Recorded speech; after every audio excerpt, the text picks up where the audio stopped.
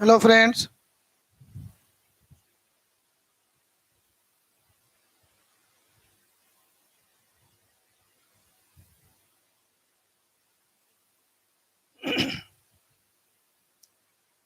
कैसे हैं आप लोग?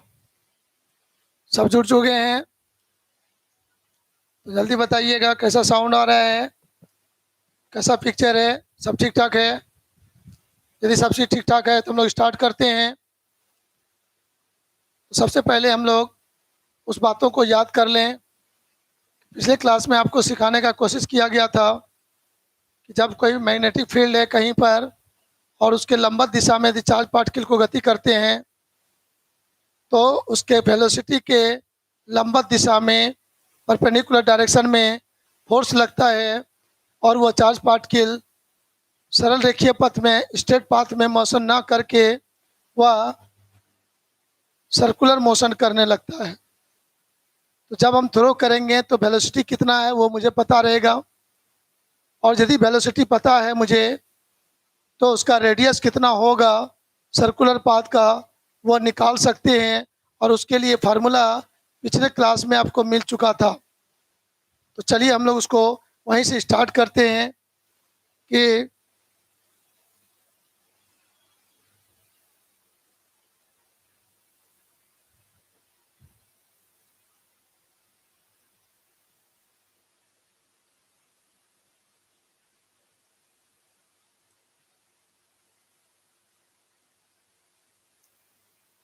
हम लोग देखेंगे यहाँ पर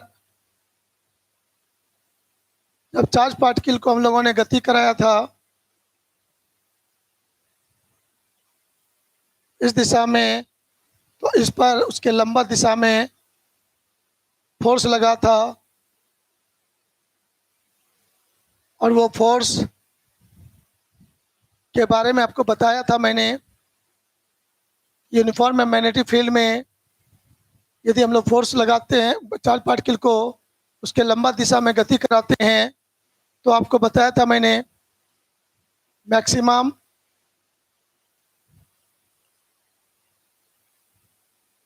मैग्नेटिक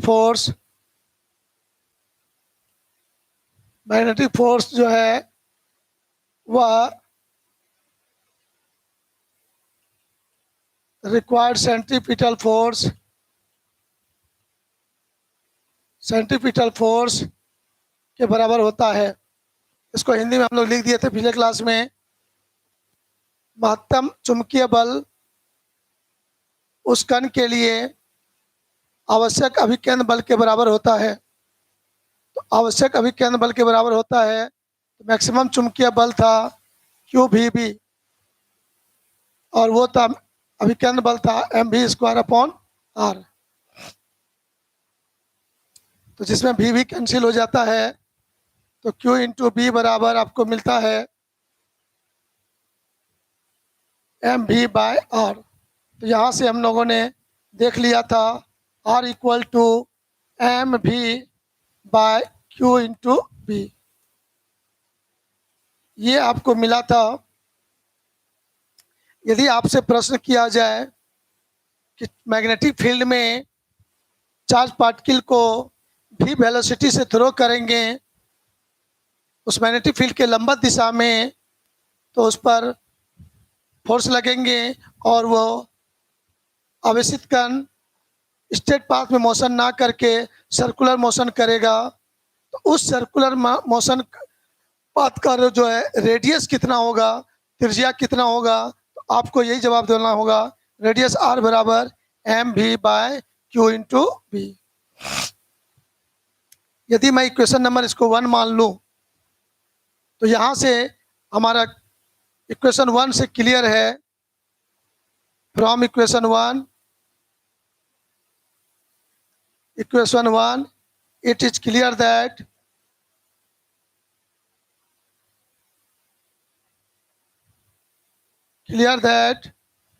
मतलब इक्वेशन 1 से क्लियर है, स्पष्ट है। क्या स्पष्ट है?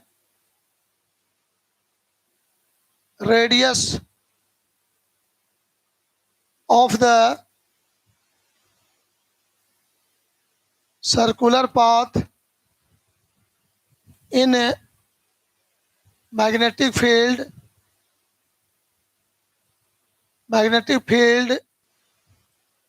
is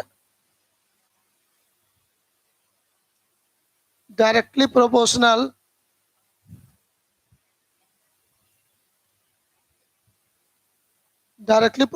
to the velocity of charged particle।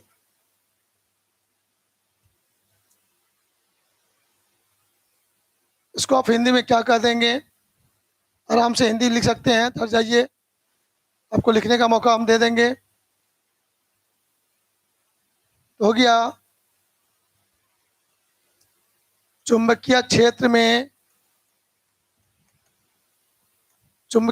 में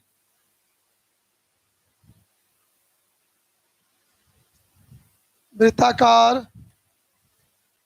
पथ की त्रिज्या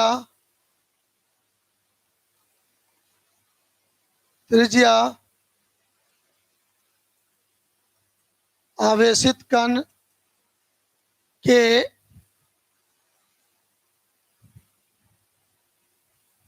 वेग के समानुपाती होता है, ऐसा मैं कहूँगा। इसका मतलब हो गया, यहाँ पर समझे हम लोग गौर से।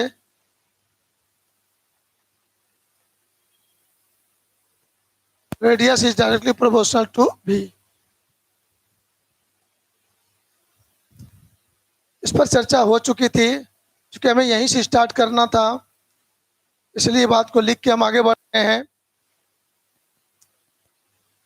तो इसका मतलब हुआ कि यदि वेलोसिटी को हम डबल कर देंगे तो उसी आवेशित कण का जो सर्कुलर पाथ बनेगा उसका रेडियस भी डबल हो जाएगा। यदि वेलोसिटी को ट्रिपल कर दें, 3 गुना कर दें, तो उसका रेडियस भी 3 गुना हो जाएगा। ये यहाँ से क्लियर हो रहा है इस बात का। तो इस लाइन से मैंने सिखाया था आपको पिछले क्लास में भी कि sir R1/R2 equal to V1/V2 हम लोग कह सकते हैं, और इस फार्मूला से हम लोग ऑब्जेक्टिव क्वेश्चन का जवाब दे सकते हैं। तो चलिए हम लोग कहेंगे यहाँ पर जल्दी से, आप बच्चे इसका स्क्रीनशॉट ले लीजिए, या जिसको लिखना है जल्दी लिख लीजिए।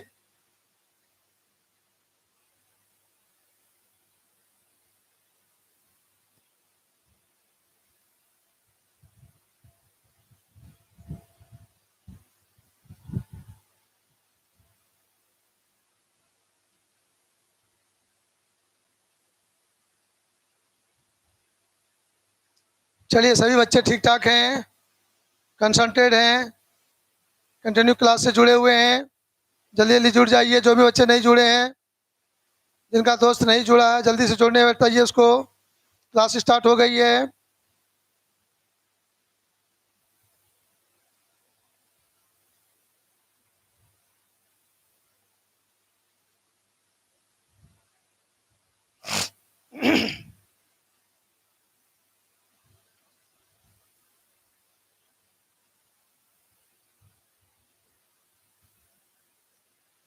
तो यहाँ पर अब समझना है, देखना है सर, ये बातें जो आपके सामने अभी लिखा गया है,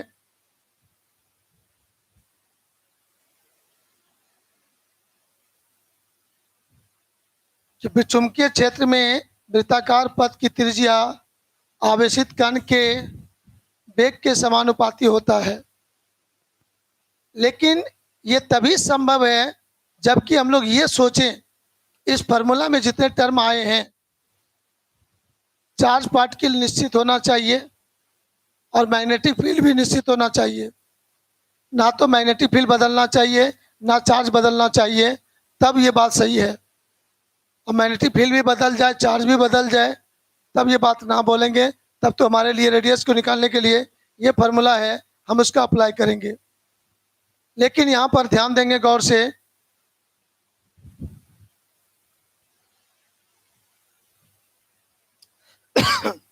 हम लोग ऐसा सोच पाएंगे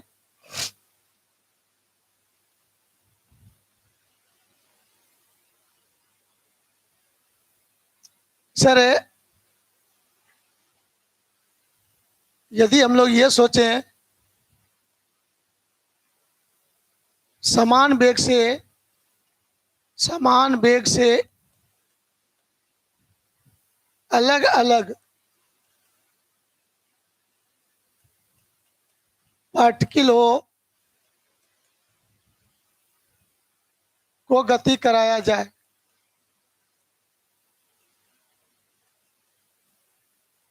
मतलब दो अलग अलग पार्टिकल ले लेते हैं, चार्ज पार्टिकल। सपोज कीजिए एक प्रोटॉन है, एक अल्फा पार्टिकल है, दो अलग अलग चार्ज पार्टिकल हो गया। दोनों को अति गति कराना चाहे लेकिन दोनों को वेलोसिटी समान दें, इक्वल वेलोसिटी से मोशन कराएं, तो क्या दोनों का रेडियस सेम होगा? जल्दी बताइए कॉमन सेंस लगाकर। एक प्रोटॉन ले लेंगे, एक अल्फा पार्टिकल लेंगे, दोनों को सेम वेलोसिटी से गति कराएंगे मैग्नेटिक फील्ड के लंबवत दिशा में, तो क्या दोनों पार्टिकल का रेडियस सेम होगा? जल्दी बताइए आप लोग। यस नो में जल्दी जवाब दीजिए।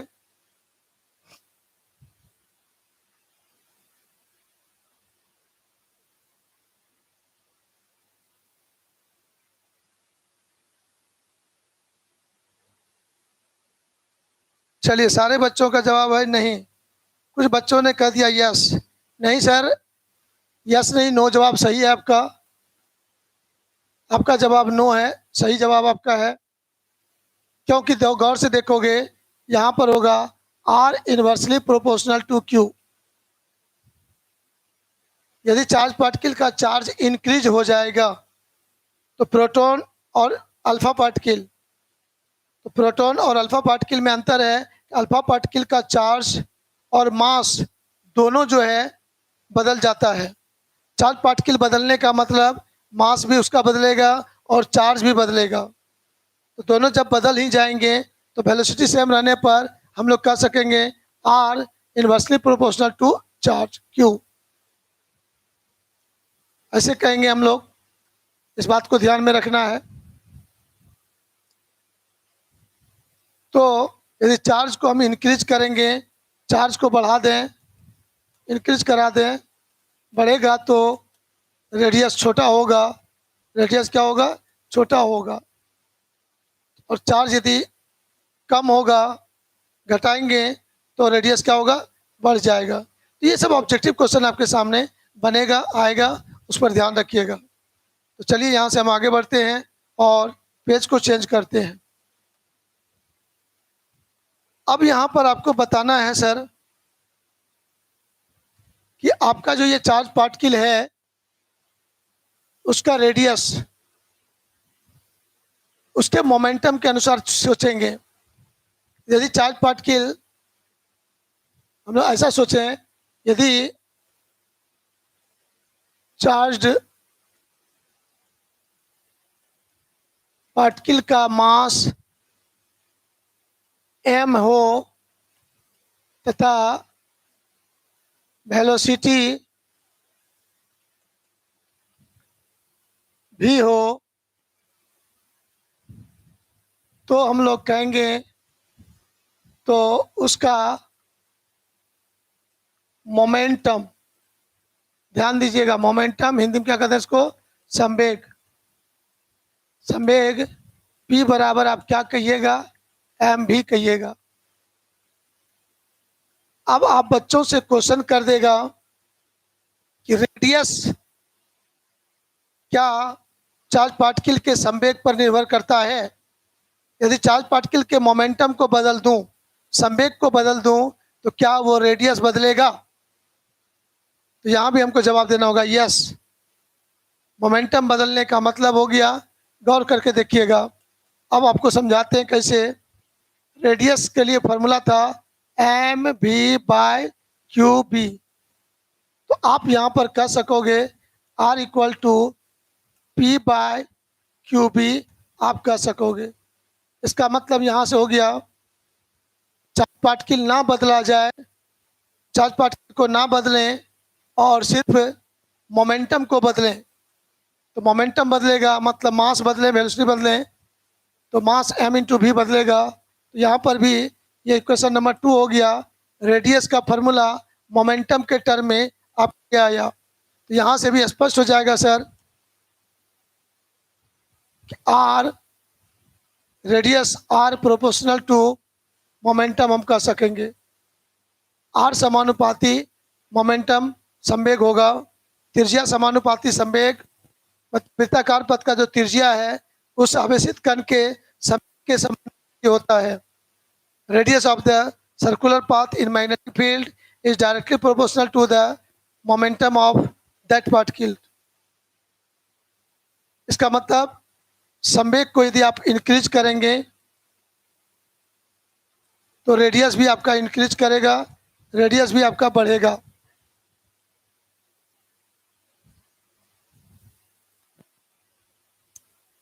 अब देखेंगे, हम लोग बच्चे लोग पढ़े थे kinetic energy. Kinetic energy, kinetic energy of charge particle, charge particle आवेशित कण का गतिज ऊर्जा। आपसे पूछा जाए आवेशित कण का गतिज ऊर्जा आपका होता है सर ई के बराबर half into mass into velocity square. तो रेडियस क्या काइनेटिक एनर्जी पर डिपेंड करेगा? उसके लिए रेडियस का फार्मूला काइनेटिक एनर्जी के टर्म में हमको प्राप्त करना है। तो चलिए गौर से हम लोग देखते हैं यहाँ पर। तो काइनेटिक एनर्जी बराबर हाफ एम बी स्क्वायर हुआ। तो मैं इसको यहाँ पर चेंज करना चाहूँगा, थोड़ा सा गौर करके देखेंगे। आप लोग गौर करके देखेंगे क्या संभावना है। यदि आप यहाँ तक लिख रहे हैं तो ठीक है।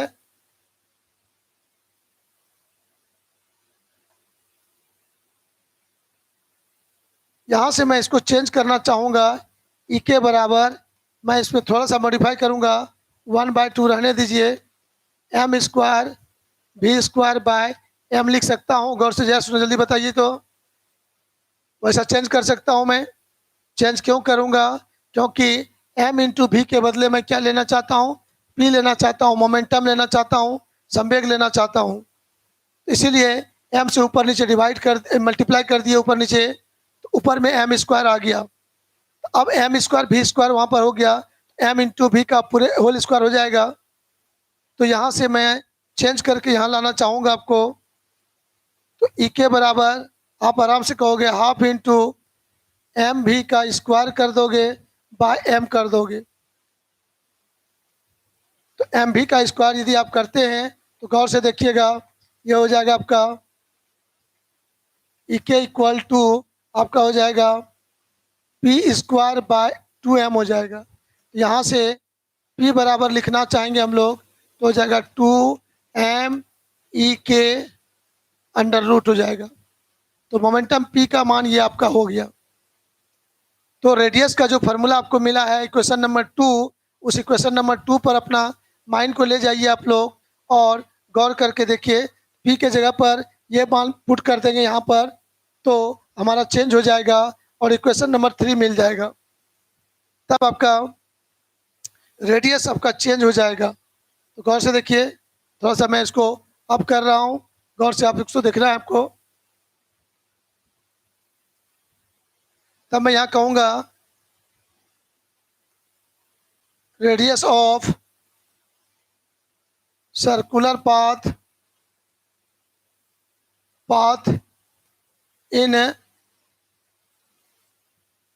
इन terms of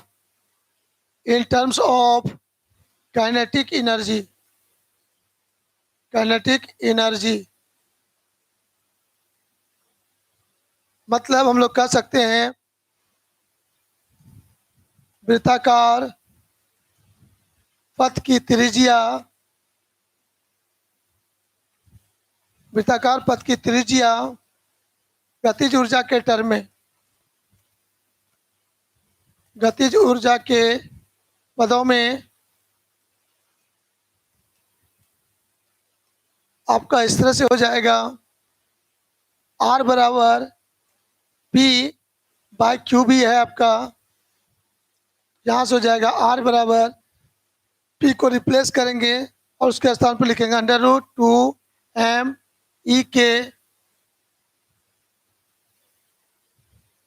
बाय Q/B।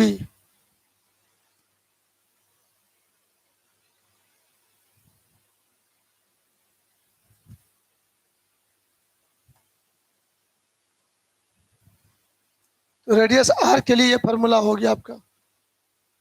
तो यहाँ से इसको इक्वेशन नंबर 3 कर दीजिए आप।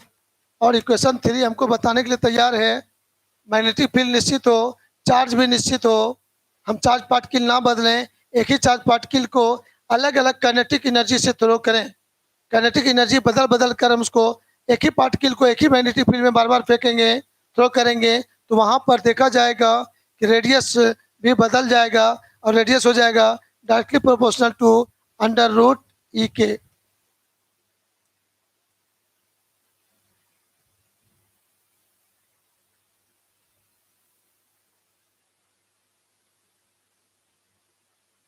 मतलब यहाँ हुआ radius of the circular path in magnetic field is directly proportional to the square root of its kinetic energy। मतलब चुंबकीय क्षेत्र में वृत्ताकार पथ की त्रिज्या जो है गतिज ऊर्जा के वर्गमूल के समानुपाती होता है। तो चलिए इसको याद रखिएगा, इस पर ऑब्जेक्टिव क्वेश्चन का बनेगा। तो आपने देखा यहाँ पर रेडियस का 3 फार्मूला हुआ। रेडियस का फार्मूला वेलोसिटी के टर्म में, रेडियस का फार्मूला मोमेंटम के टर्म में, फार्मूला काइनेटिक एनर्जी के टर्म में। अब यदि मैं आपसे बात करूं कि मैग्नेटिक फील्ड में जो सर्कुलर पाथ होगा, उस सर्कुलर पाथ में चार्ज पार्टिकल का क्या क्या चीज सेम हो सकता है। यदि मैंने किसी मैग्नेटिक फील्ड में एक चार्ज पार्टिकल को गति करा दिया और वो सर्कुलर मोशन करने भी लगा, तो उसका क्या क्या चीज आपका नहीं बदलेगा, कांस्टेंट रहेगा। तो ध्यान दीजिएगा गौर से, उस चार्ज पार्टिकल का स्पीड नहीं बदलेगा, वह एक समान स्पीड से गति करेगा। उसका काइनेटिक एनर्जी, गतिज ऊर्जा एक समान होगा, वह भी नहीं बदलेगा। लेकिन पूछूं कि क्या सर उसका मोमेंटम बदलेगा? ध्यान से जवाब दीजिएगा। क्या चार्ज पार्टिकल का वृत्ताकार पथ में जो गति करेगा मैग्नेटिक फील्ड में, क्या उसका संवेग, मोमेंटम बदलेगा? तो आपका जवाब होगा यस। आपका जवाब क्या होगा? यस, क्योंकि momentum is a vector quantity. Vector quantity है और सर्कुलर पाथ में प्रत्येक पॉइंट पर वेलोसिटी का डायरेक्शन बदलेगा और प्रत्येक पॉइंट पर वेलोसिटी का डायरेक्शन सर्कुलर पाथ पर खींचे गए जो स्पर्श रेखा होगा, टेंजेंट होगा, टेंजेंट के दिशा में होता है। अभी यदि यहाँ पर है तो इधर होगा, यहाँ आएगा तो ऐसे होगा, यहाँ आएगा तो ऐसे हो जाएगा। प्रत्येक पॉइंट पर वेलोसिटी का दिशा बदलते जाएगा। तो वेलोसिटी के चेंज होने से मोमेंटम भी चेंज होगा, क्योंकि momentum is a vector quantity, वह वेलोसिटी के डायरेक्शन पर डिपेंड करता है। तो यहाँ पर ऑब्जेक्टिव क्वेश्चन होगा, क्या मोमेंटम चेंज होगा? कहेंगे यस। क्या स्पीड चेंज होगा? नो। काइनेटिक एनर्जी चेंज होगा? नो। अब ध्यान देंगे, काइनेटिक एनर्जी में भी वेलोसिटी है ना। तो कुछ लोग सोच सकता है कि सर वेलोसिटी बदल जाएगा तो काइनेटिक एनर्जी बदलना चाहिए, लेकिन वेलोसिटी में स्क्वायर है। क्या है? स्क्वायर है। गौर करके आप एक चीज को ध्यान दीजिएगा, मैं इसको रफ करता हूं। Vector A dot vector A बराबर क्या लिखेंगे आप लोग? ए स्क्वायर। तो वेक्टर भी डॉट वेक्टर भी क्या होगा? भी स्क्वायर हो जाएगा। तो डॉट प्रोडक्ट हुआ वेलोसिटी का तो भी स्क्वायर मिला, और डॉट प्रोडक्ट का रिजल्ट क्या होता है? स्केलर होता है। क्या होता है? स्केलर होता है। इसलिए काइनेटिक एनर्जी के फार्मूला में वेलोसिटी होने के बाद भी सर्कुलर पाथ पे जो चार्ज पार्टिकल गति करेंगे उसका काइनेटिक एनर्जी कांस्टेंट रहेगा, उसका स्पीड कांस्टेंट रहेगा, लेकिन वेलोसिटी बदलने के कारण मोमेंटम बदलेगा, क्योंकि मोमेंटम में फिक्स डायरेक्शन है। क्लियर? चलिए, ये सब आपका ऑब्जेक्टिव बातें हुआ थ्योरी को पढ़ने समझने के लिए। समझ ये बात है। तो चलिए यहाँ से नोट कर लीजिए जल्दी से। जो बच्चे इसको नोट कर पा रहे थे, आपको मैं नोट करने का मौका देता हूँ, 10 second.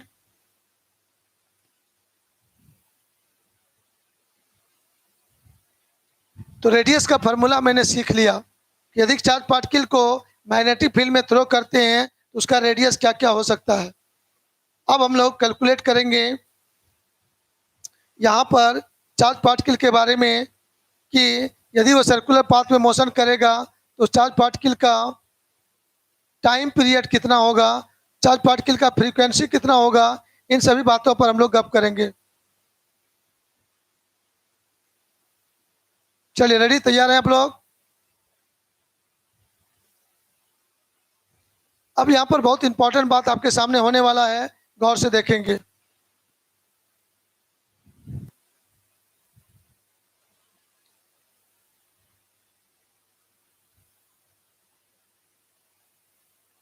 Time period and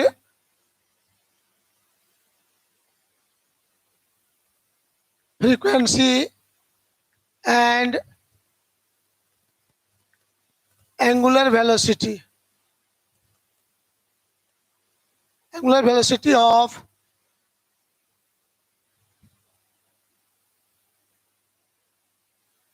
charged particle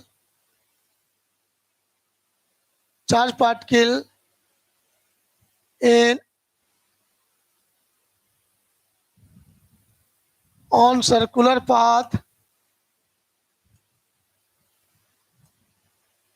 in a magnetic field।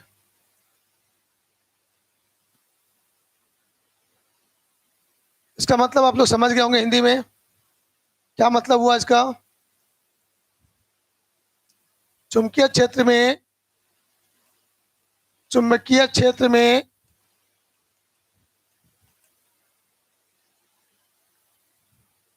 वृत्ताकार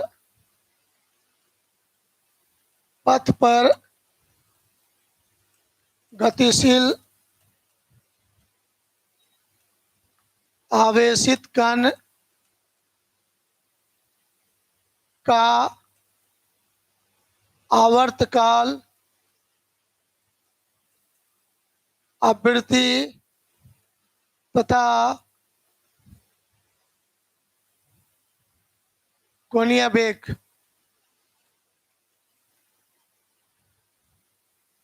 ये सारी बातें हम लोग देखेंगे। अब तो चलिए मैं स्टार्ट करता हूं। आप यहां पर गौर करके देखोगे, यदि हमारा चार्ज पार्टिकल ये सर्कुलर मोशन कर रहा है और उसका रेडियस r है, पार्टिकल का मास m है, वेलोसिटी v है, तो प्यारे बच्चों तो टाइम पीरियड तो हम लोग सभी बच्चे समझते हैं। एक चक्कर पूरा करने में जो समय, time taken to complete in one revolution, एक चक्कर पूरा करने में समय लगता है जो टाइम पीरियड कहते हैं। तो हम लोग छोटे छोटे बच्चे में पढ़े थे स्पीड इक्वल टू, ध्यान दीजिएगा बच्चा वाला बात है यहाँ पर, speed equal to distance by time. ये फार्मूला कब यूज होता है?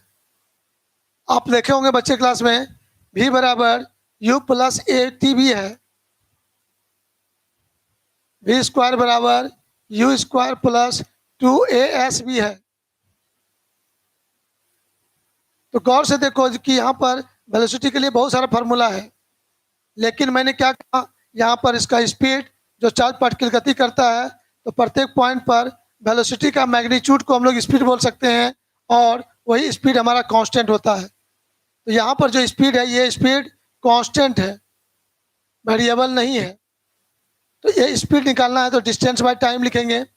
एक चक्कर ए से चला घूम के, फिर घूम के ए पर ही पहुँच गया, तो पूरा एक चक्कर लगा, तो डिस्टेंस कितना कवर करेगा? इन वन रिवॉल्यूशन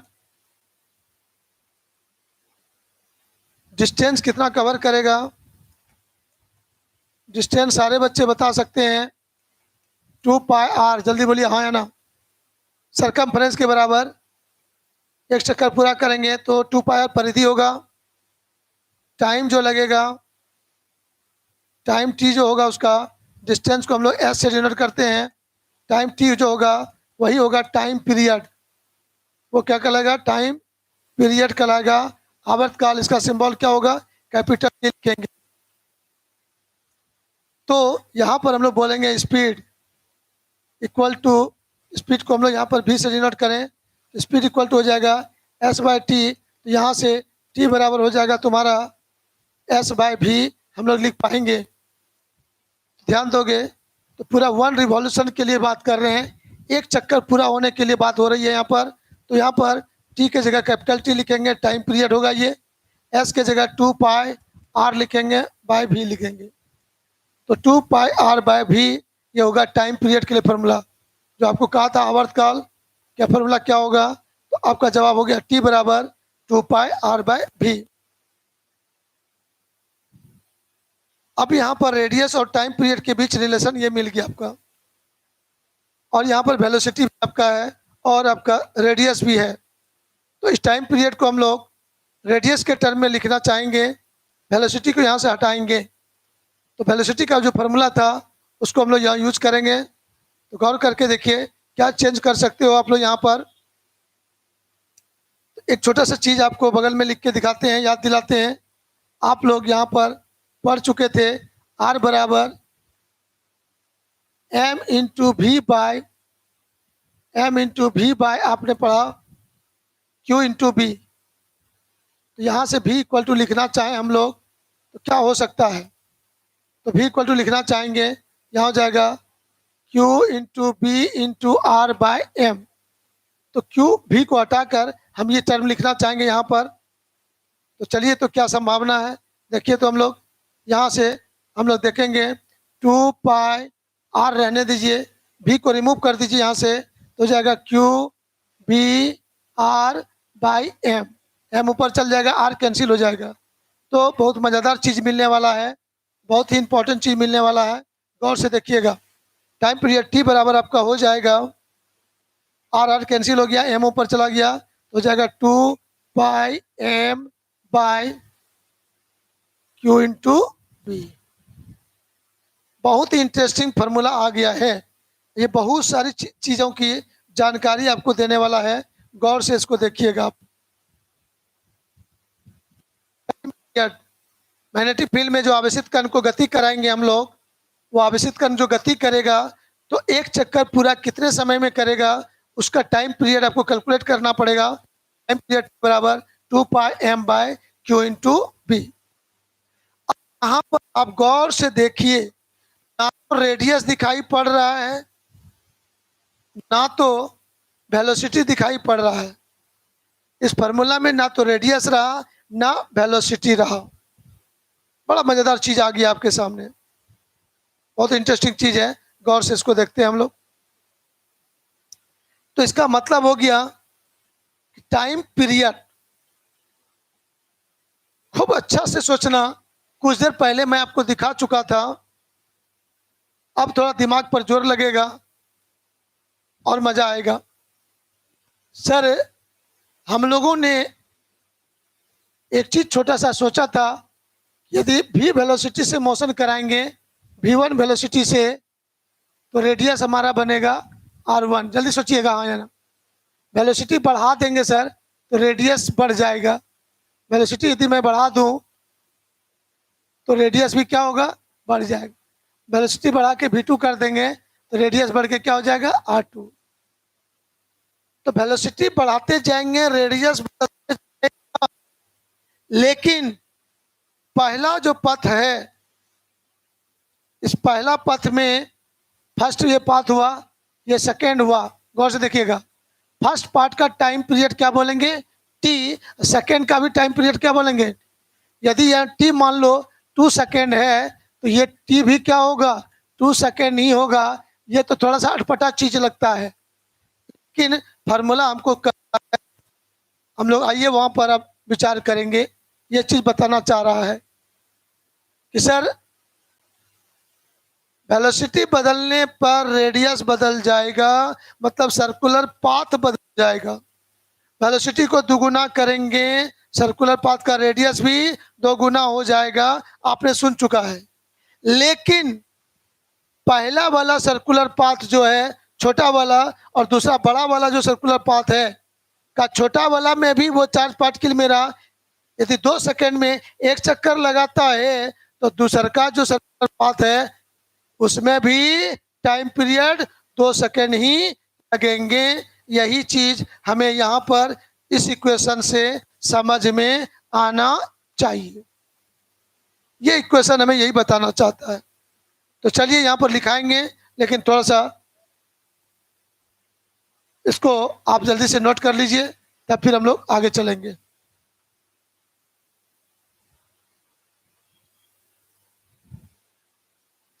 अब हम लोग निष्कर्ष पर जाएंगे यहाँ पर कि टाइम पीरियड जो है वह उसके वेलोसिटी पर डिपेंड नहीं करेगा। अलग अलग वेलोसिटी से गति कराएंगे तो सर्कुलर पाथ का रेडियस तो बढ़ जाएगा, लेकिन टाइम पीरियड नहीं बढ़ेगा, ना तो फ्रीक्वेंसी बढ़ेगा। आइए हम लोग अब जल्दी से आगे बढ़ते हैं, गौर से देखेंगे। यहाँ तक ठीक है हम लोग? चलिए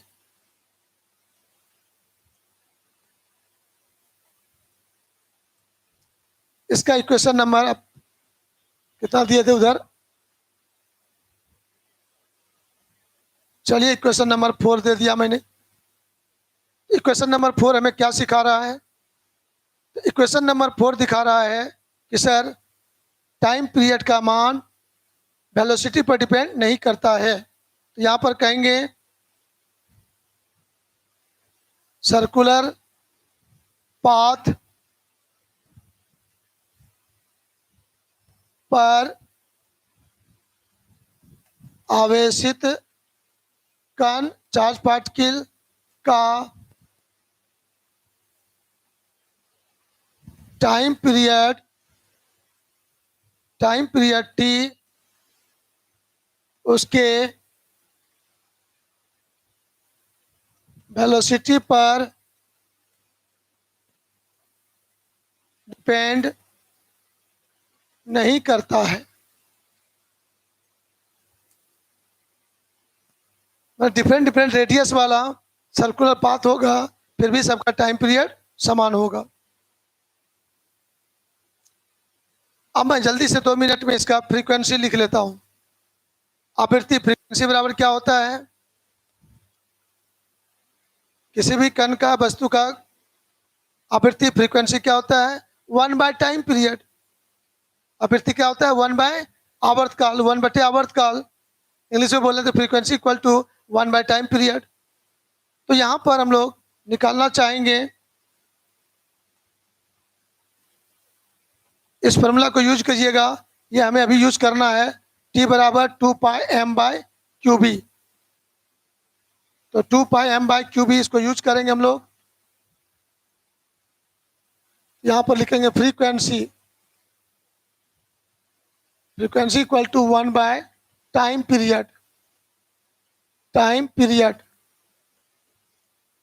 तो वो जो चार्ज पार्टिकल को गति कराएंगे हम लोग वैनिटी फील्ड में, वह 1 सेकेंड में कितना चक्कर लगाएगा, 1 सेकेंड में कितना बार चक्कर लगाएगा, वही कहलाएगा frequency, number of revolution per unit time.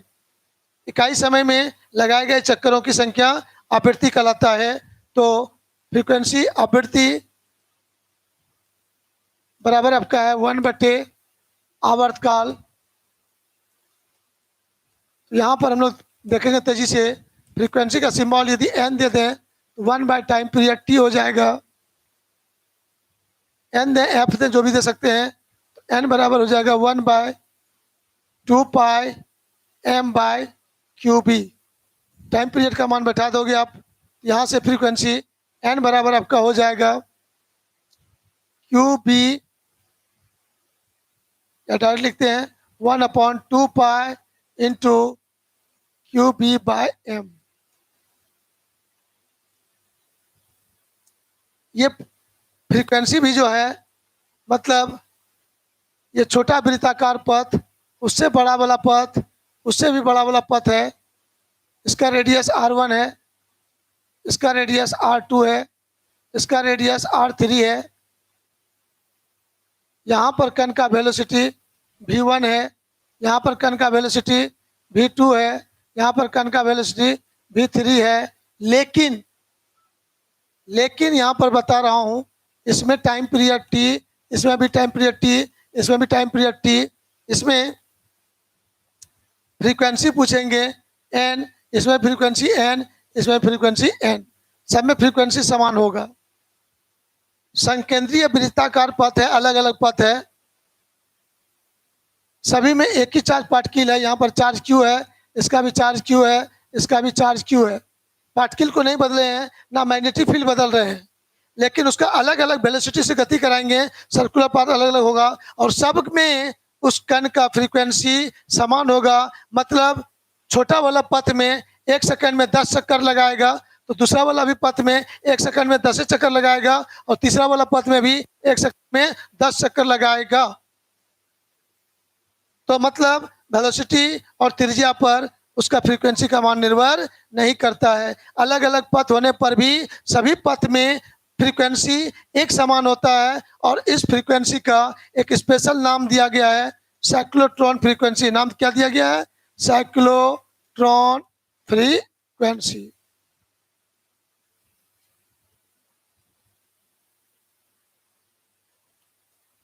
ये बहुत इंपॉर्टेंट वर्ड आ गया, जिसको हम लोग पढ़ लिए यहाँ पर, और आगे आगे चर्चा हम लोग अगले क्लास में करेंगे। बहुत सारी बातें अभी और भी जानने हैं इसमें, तो सीरियली आप इसको याद रखिएगा कि किसी मैग्नेटिक फील्ड में चार्ज पार्टिकल को गति कराएंगे, तो गति के बारे में पूरा स्टडी कर रहे हैं हम लोग। अगले क्लास में आपको ये भी बताएंगे, लंबवत दिशा में गति ना करा के हम 60 डिग्री कोण पर गति करा दें, हम 30 डिग्री कोण पर गति करा दें, हम 45 डिग्री कोण पर गति करा दें, तब उसका पथ कैसा बनेगा, इसको हम लोग अगले क्लास में पढ़ेंगे। आप लोग थोड़ा सा याद कर लो, हल्का सा स्प्रिंग आप देखो ना, स्प्रिंग, तो यदि 60 डिग्री पर 45 डिग्री पर गति करा देंगे, तो उस आवेशित कण का गति स्प्रिंग के जैसा होगा। उसको हम लोग बोलते हैं हेलिकल पाथ। क्या बोलते हैं? हेलिकल पाथ बोलते हैं। तो जिसको हम लोग अगले क्लास में पढ़ेंगे। फिर तब तक के लिए बाय बाय, फिर मिलते हैं अगले क्लास में।